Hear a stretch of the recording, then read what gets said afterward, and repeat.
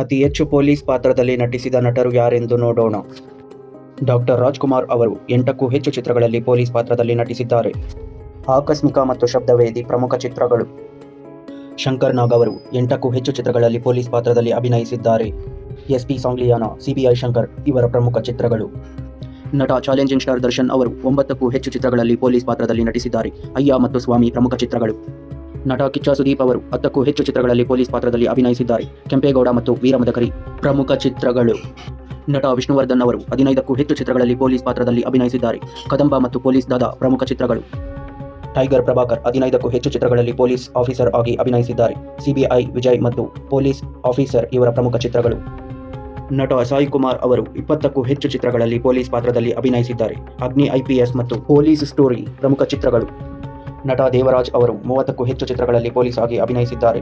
Lockup death ಮತ್ತು ಗೋಲಿಬಾರ್ ಇವರ ಪ್ರಮುಖ ಚಿತ್ರಗಳು. ಡಾಕ್ಟರ್ ಅಂಬರೀಶ್ ಅವರು 70 ಸಿನಿಮಾಗಳಲ್ಲಿ ಪೊಲೀಸ್ ಆಗಿ ಅಭಿನಯಿಸಿದ್ದಾರೆ. ಚಕ್ರವ್ಯೂಹ ಮತ್ತು ಇನ್ಸ್ಪೆಕ್ಟರ್ ಕ್ರಾಂತಿಕುಮಾರ್ ಇವರ ಪ್ರಮುಖ ಚಿತ್ರಗಳು.